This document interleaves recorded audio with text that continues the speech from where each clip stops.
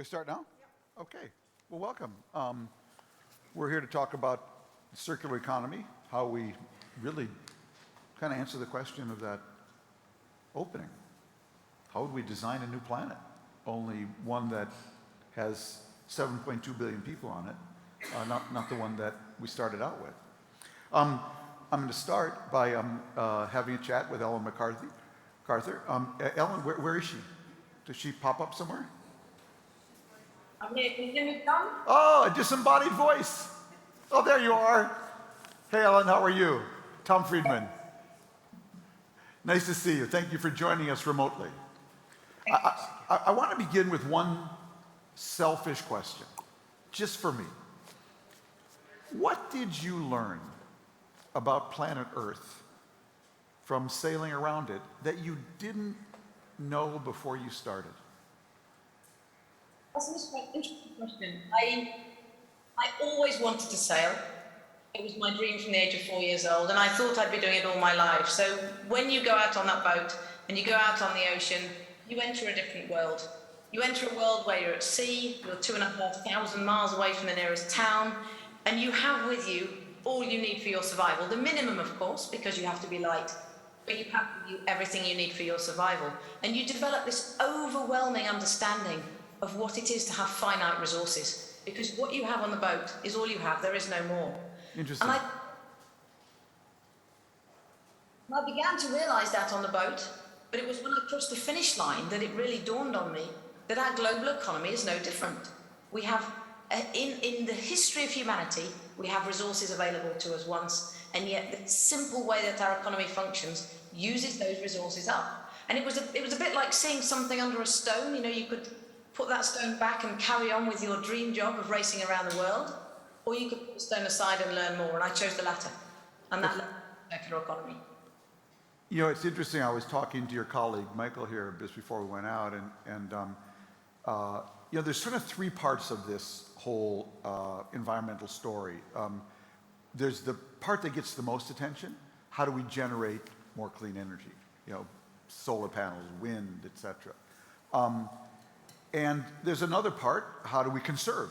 How do we preserve what we have, whether it's the Amazon or forests, tropical forests, and healthy oceans and watersheds.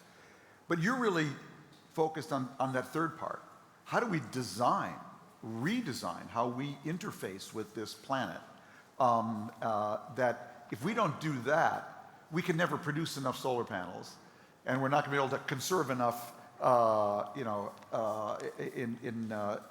these natural resources.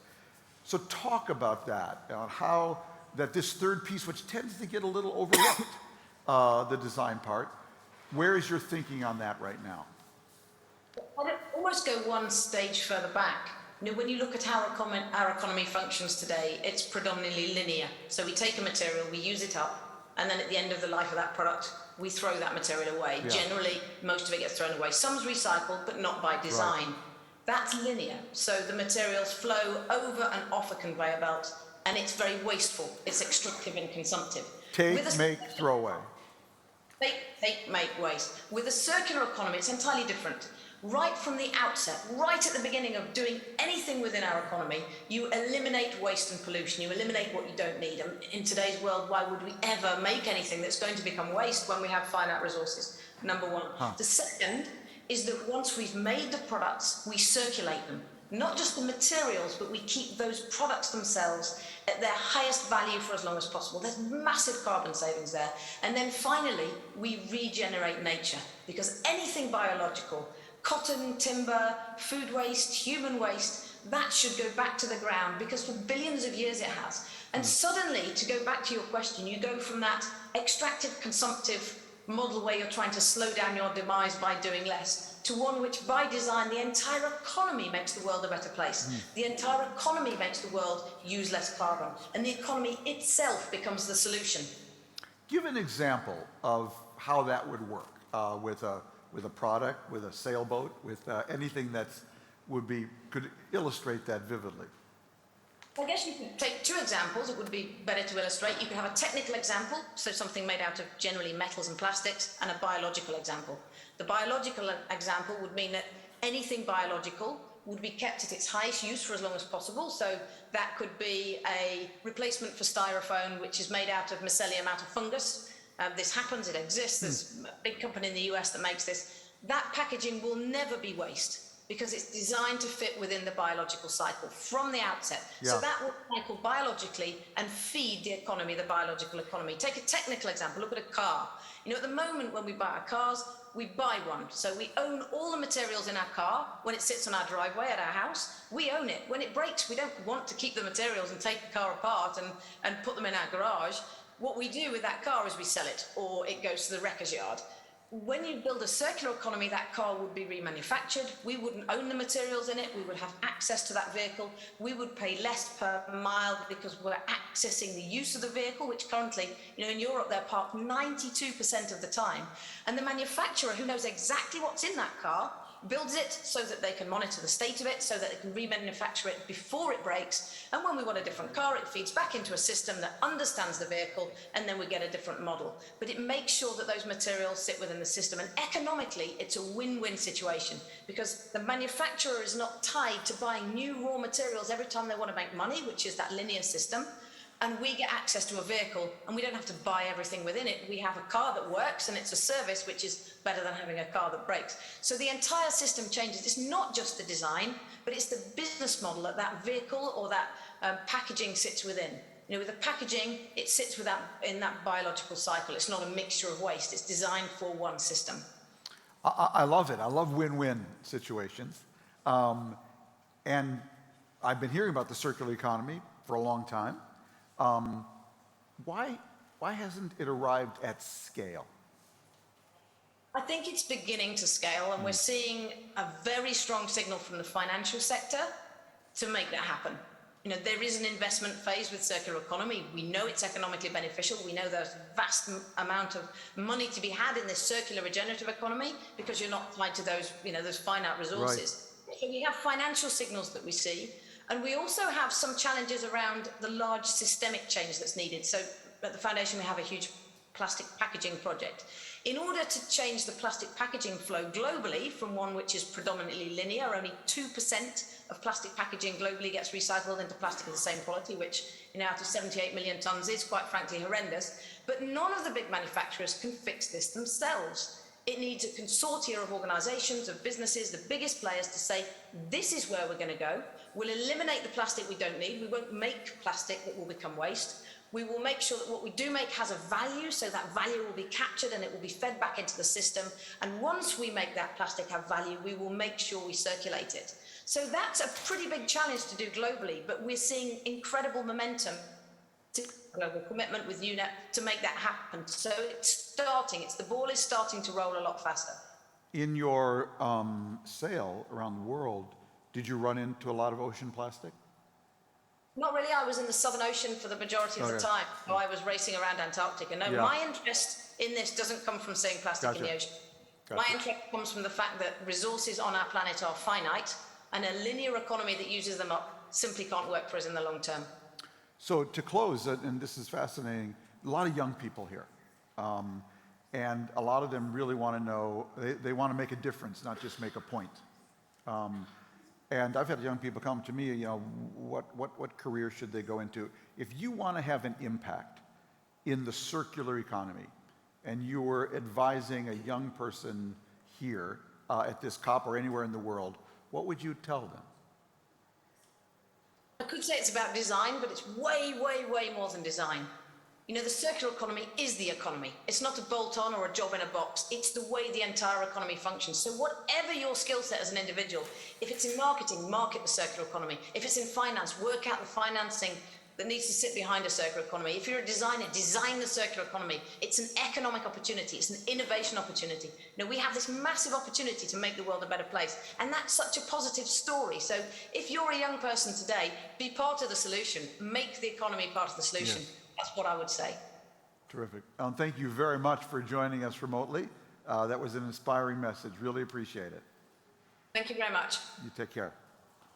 So come on up, our panel. And we've got someone else remote, is that right? Why don't you guys sit over there and I'll I'll sit over here. And is Sienna, there she is. Sienna, can you hear us, or can you see us? Yes, it's Shauna, actually. Oh, I can see you. terrific, terrific. So, Jim, let's start with you. You work with Pepsi. What is Pepsi doing to fulfill Ellen's vision? Yeah, Tom, thanks. PepsiCo is a incredibly large company, and it's really a food company. Most people don't know. It's about 55% food, and that number is headed north. And so as we think about our economy and the systems that we're in, as Ellen said, you know, we're in everything. We earlier this year announced our aspiration to be what we call PepsiCo positive. And it's not a sustainability program, it's an end-to-end business transformation. It's really about how do we change everything about what we do to put sustainability, the environmental concerns, right in the center of it. So it's agriculture. How do we make regenerative agriculture to our entire agricultural footprint, about 7 million acres? How do we make our value chain positive, water, climate, packaging? And then how do we inspire consumers? Because one of the things we do as a company is we touch consumers. We touch about 1 billion consumers a day around the world, 200 countries. How do we inspire consumers to be a part of making better choices for the planet and for the people on it? And so we've got a whole program to really change our entire company to do the things that Ellen was talking about, and to do it time-bound, very specific, hold ourselves accountable, and be visible and work with a whole lot of people, including EMF, but a whole lot of other organizations and companies, because as she said, none of us can do it by ourselves. So let's get specific. I've got a can of Pepsi. Okay? Okay. And some, what snacks do you make? Frito? Do you make Frito? We make Fritos, we make that's what I Lay's, thought so. sure. Yeah, I can tell your favorite. So you could bribe me with some Fritos, actually. I go cheap. So I got this can of Pepsi, and I'm noshing on my Fritos, okay? And I used to have Fritos for lunch when I was a kid. I'm 68, so like when I was 10 years old, you know. And I'd occasionally have a Pepsi too. What is the difference between that Pepsi can and those Fritos that I grew up eating in Minnesota in the late 50s and early 60s, in the Paleolithic era, and how you would make, distribute, and circulate that can of Pepsi and my bag of Fritos today? Okay, great. And it's a work in progress, but let me paint a picture for you. Let me paint a picture for you. Where you want to go, and then where are you? Exactly. Okay. And if we think about that food, whether it's Fritos or Lay's, you know, think about that being originating on a farm where we're using regenerative practices. So Frito starts with corn. Starts with corn, right? Exactly. Corn oil and salt, a little bit of spice, pretty simple.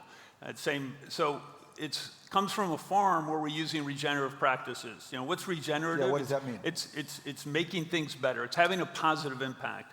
We're not trying to just not do harm. We want to actually do good. So we can, working with our farmers, and the people that farm for us, we can actually make the soil better. We can sequester carbon. We can reduce water. We can make that much more resilient. So it's going to come off a farm that's like that. All of the transportation is going to be no or low zero emission vehicles. When it gets to our plants and we cook it, it's going to be processed using, we're already 100% renewable electricity in the United States in all of our company-owned operations, and we're going to be global 100% very soon. So all the electricity is that. The packaging that you get that keeps it fresh, keeps it crisp, the way you like it, that will be in biocompostable. So today, if you go to Whole Foods, we have a plant-based snack brand called Off the Eaten Path. That's available in a 100% compostable package.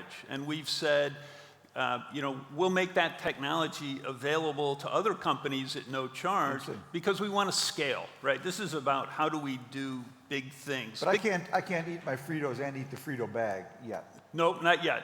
Not yet. Well, maybe someday. But what we do want is, at a minimum, that's a compostable bag. Gotcha. So maybe it gets recycled, maybe it gets composted. And so we've built in that, and it's lower sodium than it was when you were growing up. It's lower, it's healthier oils, so that we really make that entire experience a much more, as we call it, PepsiCo positive, much more positive one from the growing, from the making, and from the circularity all the way through. And that's the journey we're on, so that every step of the way, it's a more positive experience for the planet and also for the happy consumer. Just to finish this cycle, then what happened to my can of Pepsi? Let me make it more difficult on myself, and I'll put it in a PET bottle, because aluminum's a great product. Cans are fantastic. They get highly recycled, as Mikhail will tell you. PET, plastic bottle, is, we're looking at that at being made out of a biomaterial, so a renewable material. Making sure that it's recycled. Recycling rates, as Ellen said, absolutely need to go up. That's a partnership. We need good policy, we need good infrastructure, we need education of consumers. So today in the US, I don't know if you're a football fan, but in the US, the NFL is a property that PepsiCo has a long association with. We're using the NFL and star players to educate consumers on Sunday afternoon what's recyclable and what's not, because we have to get that whole system working. Right. So that's what's happened there. Terrific. Santa, what about with my shoes? What is Nike doing? How are you contributing to and redesigning your circular product line? Yeah, thanks, Tom. I love what Ellen said in the beginning, which is thinking about the entire system at the very start. And that's exactly what we're doing. We have a real end-to-end approach where we are creating products to last longer and designing with the end in mind. So that really means before we even start moving into sampling, the designers and the product teams are thinking about a couple big things. One is the materials that we are using. So the majority of Nike's carbon footprint is in the materials that we use to make our products. So we are starting with using as much recycled content as possible, as many ingredients that are renewable as possible, and that's a big part of where we start. We're also thinking about eliminating waste. So before we even move into prototyping, we've got to design the waste out. The best thing we can do is not create that waste in the first place. And then once athletes have worn our product, loved our product, we want that product back. We want to be able to extend the life of all of our products. And in some cases, that might mean if something's gently worn, we can refurbish it. And we're doing that now, and we're selling those products in our factory stores at a lower price. And that's a win-win for everyone, because now our products have more lives. But also, we want to take that material and transform it into ingredients that we can use again back into new products. So we're really thinking about the entire system and designing with that end in mind and those extended lives from the very beginning. So let me play devil's advocate for a second. There are 7.2 billion people on the planet right now. By the 2030, they'll be close to 8 billion. Even if you all did the best redesign, 700 million more people running in Nike shoes, stopping for a break with a Diet Pepsi, and then wolfing down some Fritos. Can you ever get ahead of this cycle? You know, I mean, that, and I'm not saying you should go out of business or commit financial suicide. I get that that's not going to happen. But how do we ever actually get ahead of it? Why don't you start, Jim, then I want to go back to Sid, and then Michael. We'll go all around here. Yeah, Tom, great question. It's all about scale. It's about scale and speed. Yes. And everything that we do every day is wake up is how do we do something faster? You know, big companies do big things well. So how do we do it faster, and how do we do it bigger, and how do we do it in more places? And so when we run a pilot, we're looking at how do we replicate. When we find something, we're looking at lift and shift. When we have partnerships, we look at global scale, because you're right. These things need to move very quickly. Yeah. So whether it's a new material for packaging or it's a technology, we're working with Diageo and Unilever on the world's first truly recyclable paper bottle. But we're working across industries. So all three of us have the same needs. We're non-competitive. interesting. How do we take that and then scale that? Yeah. Because if we get all three companies plus others make the technology available, now you can start to have an impact, not only on our businesses, but on the world. But you're absolutely right. It's got to go fast and it's got to go big if we're going to have any chance to do what we all know we need to do. So pick up on that. What about from Nike's perspective? Yeah, I totally agree with what Jim said. And, one of the things that Nike does best is bring innovation to scale. And just, since you mentioned the PET bottles, Nike uses 1 billion plastic bottles to create polyester. And we put that in lots of our products. Even in the most high-performing, football jerseys. Yeah. So we're using everything we can to avoid using virgin material. So I think the more we're doing that, and it's all connected, right? And that we can be innovating together and cooperating so that we can get those better solutions to scale faster. How do you guys participate in this whole enterprise of circular economy, and what are your goals right now? I'll get to your question, sorry, in a second. Just want to also pick up Please. on that previous question. I think it's a great question. What we see is that as long as you're trying to squeeze that current take-make-waste system, you'll always be running behind. So it really is about taking a step back and redesigning that system. And whether we're talking about the food system, where regenerative agriculture is one, and you actually have a positive contribution to biodiversity, you're reducing greenhouse gas emissions because you're sequestering carbon emissions, or whether you're talking about fashion, where you actually can push innovation so far that you go away from a throughput model, but rather offer your running shoes as a service or get resale platforms. It really is about rethinking how you deliver your products or offer services to the customer. And in that sense, yes, I do believe there's a massive opportunity and we can get ahead of those global challenges that we're currently seeing. Now, what we do as the Ellen MacArthur Foundation, we're a UK-based charity and we work globally with PepsiCo and other large brands, is that we aim to challenge them, but also inspire them on what's possible. And innovation, obviously, is a very important pillar in what we do. It's about reimagining what the future could be based on those three principles. You eliminate waste, as we just discussed, from the start on. Eliminate waste and pollution. You circulate your products and your materials, and then you regenerate nature. And whether we're talking about food, plastic, or fashion, you can really apply those principles across sectors. And that's what we do in a nutshell. So remember when the web first came about and spun off a whole bunch of new jobs? Kids come home from college, says, Mom, Dad, I want to be a search engine optimizer when I grow up. Search engine optimizer? You couldn't be an ophthalmologist? What's a search engine optimizer? So now we have the birth of a circular economy. What are the new jobs that young people could study for, aspire to in this circular economy? Yep. So I think the range of jobs goes quite broadly. What we see in the current system is that we're extracting value. We're extracting resources, and that's how we create value, but rather we really are extracting it. What we want to move towards is value creation, actual long-term value creation. So what we're seeing is rather than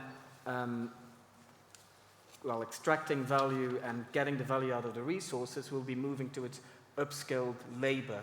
For example, think about your mobile phone. Instead of producing a new one with all the negative externalities that come with it, you would repair it. So you would have a local repair shop around the corner. Think about regenerative agriculture. Rather than having large fields of monoculture, you'll have diversity, crop diversity. You'll have different crops working together, again, which is slightly more labor intense, but instead of extracting and depleting that soil, you'll be regenerating. So the range of jobs goes quite broadly across sectors as you can apply circular economy principles in those different sectors anyways. How far are we away from that? It's a journey. And what I found encouraging is that we see large companies as well as small innovators adopting these principles. I mean, the fact that we're sitting here and discussing this here on stage is a clear example. But even more so is that we finally see large financial institutions giving attention to the topic. So as a foundation, we work together with BlackRock, the world's largest asset manager. We work together on a circular economy fund. That, for me, is encouraging to see that a company like BlackRock is dedicating its efforts to the circular economy theme. We also work together with Morgan Stanley. We see the circular economy as an attractive investment theme being looked into across the investment chain, in banking, in insurance. So where are we? I think it's still, from a financing point of view, early days. Numbers are relatively small, but the growth that we're seeing is very encouraging. So I think there's all reason to be optimistic, but as we just discussed, I mean, it's time to pick up the pace and really scale that circular economy rather sooner than later. So Stan, what job do I have to, what should I study in college, and what job do I apply for at Nike? It's never too late for me, to work on your staff. What are the skills that I need that you're looking for? Well, I would say I can write curiosity. a little bit. Yeah, I'm curious. Okay, I got that. Okay, and fearlessness, because we have to have real innovative thinking to break out of the system that we're currently in, and that takes being willing to take risk, and not being afraid of creating a better future. But we have scientists, we have engineers, we have big thinkers who are just trying to break the mold and get us to a new place. Terrific. How about you, if I want to apply it at your company? It's an interesting question because It's so crosses so many boundaries. Exactly. I would say the most important thing, in addition to what's been said, is we need people who can get stuff done, because there's a lot of science. I mean, we're very driven by the science. So there's a lot of science that's pretty well known. Yeah. And it's about doing. And how do we do that in the context of a business that needs to, all of our businesses needs to be reinvented. I mean, the economy needs to be reinvented. But it's really about how do we do that? So it's that marriage of where are we trying to go, what do we have today, and then again, how do we do it at speed and scale? Yeah, terrific. I want to open up to, go ahead, please. Just wanted to add, so in terms of the range of jobs, so yes, definitely in the real economy, different sectors, but what we're talking about is system change. So really all actors in society have a role to play. So as a politician, as a financial institution, as a material scientist, working in education. So there's a range of jobs where that concept, that theme of a circular economy can be further developed. And as Alan said at the very beginning, if you get at marketing, well, go and market circular economy. If you're a material scientist, well, come join and develop the newest bio-based material that will actually fit in that biological cycle. So the range and the opportunity for young people really is massive. That's great. That's very, very, very interesting. It's want to open up the floor to people with questions. We have our commenters in the first row. If you want to jump in, or we'll go to the audience. There's a young lady there raising her hand. Thank you. My name is Aiden, and I'm curious how we actually get the change in consumer behavior required to feed inputs back into circular production. Seems like one of the hardest things to do. Curious for your thoughts. Thank you. Anybody? Jump in on It's a great question, and I think to borrow one of McKeel's phrases, it's a journey. And what we've found is, again, we're a consumer-oriented company, and it's really about how do we leverage those billion conversations a day we have with consumers. So for us, it's how do we get our brands to lean in a very authentic, a very purposeful way, and that word's a little overused, I realize, but that's why it has to be authentic, because that's when they can make the connection. So Lay's potato chips is real simple product: potatoes, oils, salt. We work with farmers that in many cases are family-owned farmers. We've worked with them for 30, 40, 50 years, and the regenerative story and the practices and that whole farm to table, farm to pack is a very real, authentic story about what's in there and how your choice. I mean, the UK, all of our potatoes for our, here this Walker's brand, but all the potatoes in the UK are British potatoes locally sourced, right? That's something where we can communicate that consumers' choices have real impact on the planet. You know, we're very much in favor of environmental, clear, simple, effective environmental labeling so that consumers understand. I think there's a variety of ways. For us, it's how do you touch those consumers in a very real, authentic way that's meaningful to them, but also helps them become part of the solution. Yeah, I want to add, so I think indeed brands is one way to go about it and use the power you have to change consumption patterns. But taking a step back, it shouldn't be a burden on the individual. Think about recycling. The recycling triangle has been around for 50 years. I think it's fair to say that recycling, seen from a global point of view, isn't there yet, to put it mildly. So what we would advocate for is really redesign that system such that the citizen actually wants to choose what's right. As long as you, well, just to give a very concrete example, go out and have a look at the bins here at the Climate Hub. It's very difficult. You've got different bins. You're not entirely sure. Compostable materials, recyclable materials, some other bins. So as long as the burden is on you as an individual, it's very difficult. So what we see as important is really change that system, working together with policymakers, with big brands, with small innovators. How can we set up the system such that you, as a citizen, actually wants to choose what's right? And that's really what you want to do, because it's more convenient, it's actually lower price, it's a higher quality product.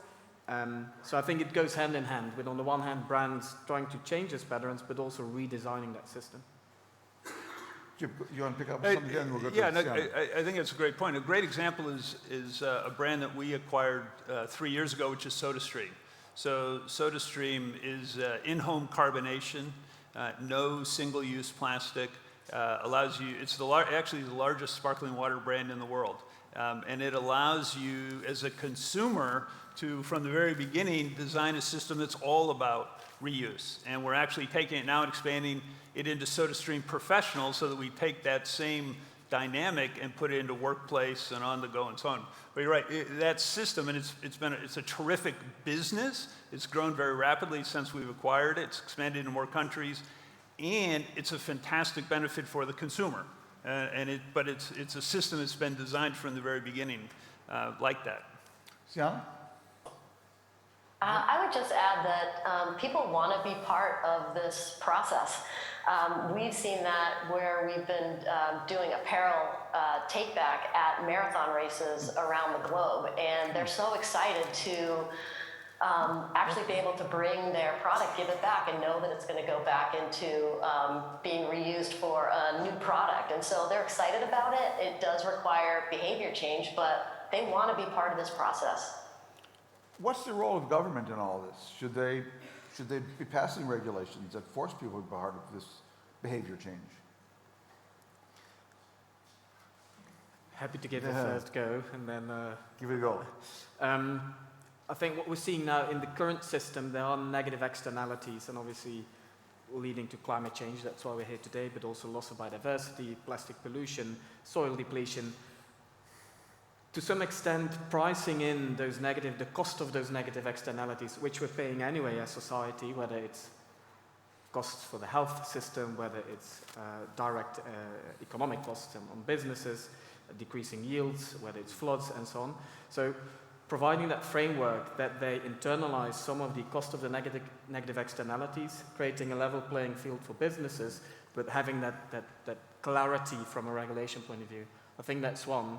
And then there are certain challenges, and we've been talking about recycling, for example. How do you go about collection, sorting, recycling, about that underlying infrastructure?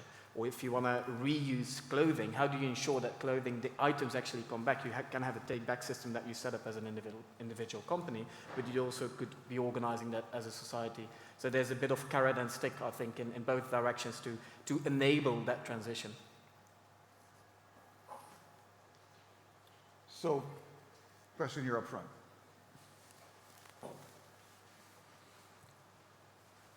Yeah, thank you. I'm Richard Pennington from the Natural History Museum.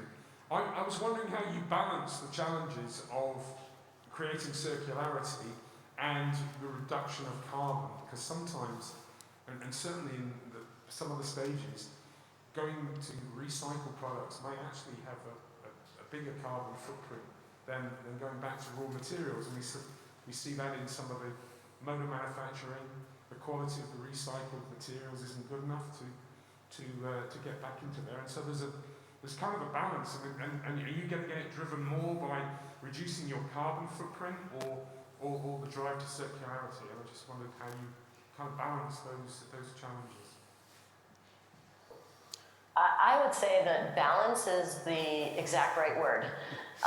We have to be driving our carbon footprint down and at the same time extending the lives of the products that we create and the materials that we use. So we have to be so cognizant of what we're doing. We don't want to be shipping things around the world multiple times if it's going to, have a negative effect on the carbon footprint. So I think there's not like a single answer, but I think what you're getting at is like getting that right balance where it does make sense.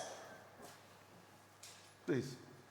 Who else has a Sorry, question? can I Please, just pick up? Jump in whenever you like. I think if you feel that there's a trade-off to be made, then something's not entirely right. To give an example on the shipping costs, if you're in the middle of a very remote area and you have to go out and collect, sort and recycle your PET bottles, yes, I mean, CO2 emissions might be much larger than trying to capture that material. But then it's time to take a step back and look at, do you really need single-use plastic bottles in such a remote area? And that's where the full spectrum of circular economy value strategies come into place. You can eliminate it to go back to food and the edible coating, you were referring to edible packaging. Well, we already have on the market coating for fruit and vegetables that's edible. So you don't have any packaging altogether. So that's what I think, or what I want to say in terms of trade-off. If there is a trade-off, there's something wrong. Really, well, take a step back and look at the full spectrum of levers you have, whether that's elimination, reuse, or recycling, depending on where you are. Okay, lots of questions. Let's start there and we'll go over there next. Can you hear me? Yep. Yes. I'm Jean-Pierre from London. Can we keep the same level of consumption? So, I guess, what we're talking about is Good question. more circularity in the product and services, but don't we need to also reduce the amount of product and services we're consuming to solve the climate crisis?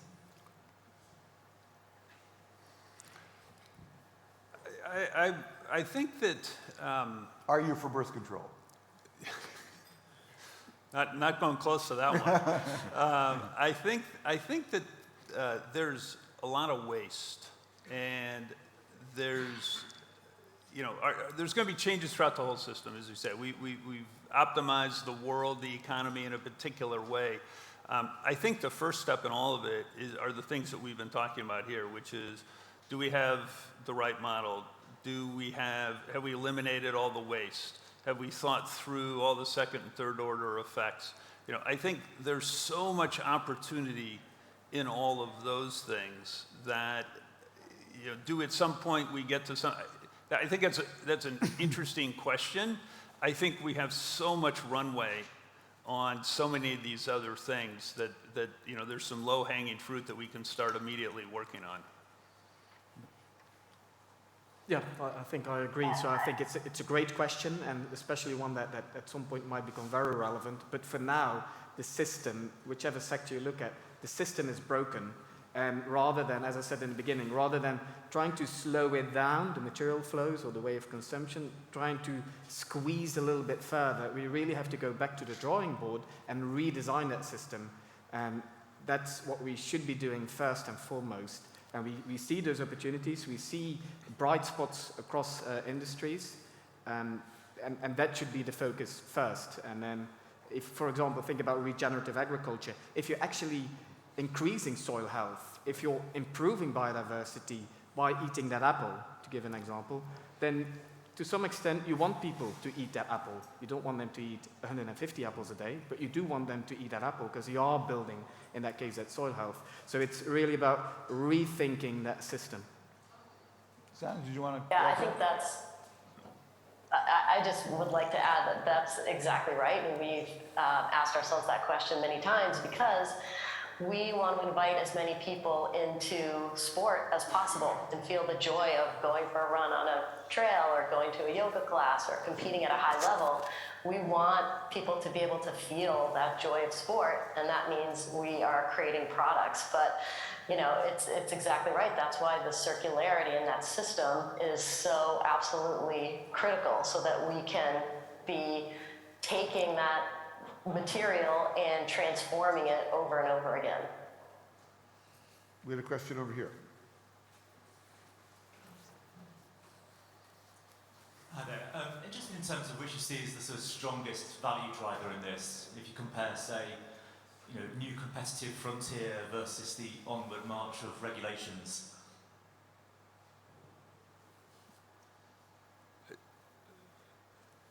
You want to, go ahead. Well, it might be a bit of a lame answer, but it's both really. So we would say, if you look at it, on the one hand, you see regulation steaming ahead, in particular the EU Commission, but actually globally, there's China, there's the US, there's many jurisdictions where circular economy and the benefits it brings to society is being recognized and policies are supporting it. Secondly, there's a competitive angle, new business models, new materials, new ways of engaging your customer. So that's happening both at the large brands and small innovators. And then thirdly, we also see the citizen, the consumer changing. As we were talking before, new business models. Millennials do not necessarily need to own a car. As long as they have access to their car, that's enough. So we see those three big drivers of that change. And ideally, it's synchronized and they work hand in hand. There is friction every now and then, but you can't deny the big trend that we're seeing. And then if you then overlay it with other trends that we're seeing, technological innovation, population, demographic shifts and so on. So that all works together in that shift that we're currently seeing. If I could add to that, it took me a second. It took me a second to understand what your question. I'm an optimist and I'm a free marketeer, so I think opportunity is a great motivator. I think there is also a role for good policy, especially in this case because they are systems problems and there's a set of things that need to be addressed in terms of externalities. But I would say that overall the opportunity, especially in the short term, because regulation in its treaties, laws, whatever, can be very powerful, of course, we all know that, and can be necessary in certain spots. It also takes a long time most of the time. Business or competition or opportunity can move very, very quickly. And so I think they do go hand in hand, or they're complementary, let me put it that way. But I think that the opportunity to take advantage of consumer trends, to address the needs of customers. We have very large retailers and away-from-home operators. They're very demanding. They help drive us forward. They're responding to their consumers. Those things happen very, very quickly. And so, if I had to pick one, I would, not because I don't think there's a role for policy, I think the one will get us further faster, coupled then later with smart policy for the things that can't be addressed or require a big tent. Anybody else? We have 1 minute left. Please, in the front row right here. Thanks, Tom. Jim and Sienna, you spoke a little about the importance of partnerships in delivering on the circular economy. Is there enough pre-competitive collaboration today on product or packaging design or elsewhere in product life cycles to get this systems change at the pace that you're talking about? In my mind, there's never enough pre-competitive collaboration. We can compete fiercely in the business areas, but in the sustainability areas, or as you said, whether it's infrastructure or smart policy or certain types of innovation, there can't be enough because these challenges are so big. And so to say, we'll partner with anybody in certain areas because it's necessary and it will help speed and help scale. I think that's exactly right. We need to be working together because none of us can do this alone. And at the rate of technology advancing and new solutions coming, like the more we can share and be accelerating it all together, the better. Terrific. Well, on that high note, from your lips to God's ears, Sienna, and thank you very much. And thank you all. And if anyone wants to visit with our two speakers here, please come on up. Thank you very much, Sienna. Thank you. Thank you.